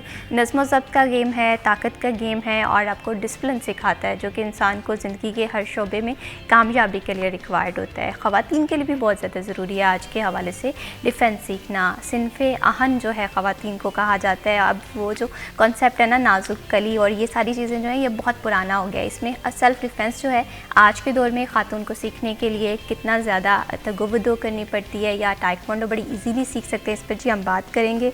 और इस टॉपिक पे गुफ्तगू करने के लिए हमें प्रोग्राम में ज्वाइन किया है मारिश आलम ने। तो आइए खुशामदीद कहते हैं, टाइक्वांडो की प्लेयर हैं। अस्सलाम वालेकुम। कैसे हैं मारिश आप? ठीक, अल्हम्दुलिल्लाह। Thank you so much for joining us in this programme. मुझे सबसे पहले बताइएगा कि टाइक्वांडो के हवाले से, क्योंकि ख़वातीन को आप रिप्रेजेंट कर रही हैं, वुमेन एम्पावरमेंट भी बहुत ज़्यादा ज़रूरी है, तो आपको कब रियलाइज़ हुआ कि आपको इस गेम की तरफ जाना चाहिए? बेसिकली मुझे इस गेम को करते हुए ऑलमोस्ट 7 इयर्स हो गए हैं, और मुझे ऐसा लगता है कि जितनी ये गेम बॉयज़ के लिए इम्पॉर्टेंट है, उतनी ही गर्ल्स के लिए मैं समझती हूँ कि उससे ज़्यादा इम्पॉर्टेंट है। बिकॉज़ जिस तरह का आजकल का माशरा है, उस तरह हमें सेल्फ़ डिफेंस और इस सब का इल्म होना चाहिए, गर्ल्स को स्पेशली। ठीक है। और मुझे विषय ये भी बताइएगा कि अगर हम देखते हैं टाइक्वांडो के हवाले से, तो ख़वातीन के लिए ये इजी गेम है, इजीली इसमें जंप किया जा सकता है, क्या थोड़ी बहुत प्रॉब्लम्स आती हैं? मुझे ऐसा लगता है कि जो लड़कियां हर कुछ कर सकती हैं, तो मुझे ऐसा लगता है कि ये कोई भी इसमें कोई मुश्किल नहीं है, कोई रॉकेट साइंस नहीं है जैसे सर ने कहा।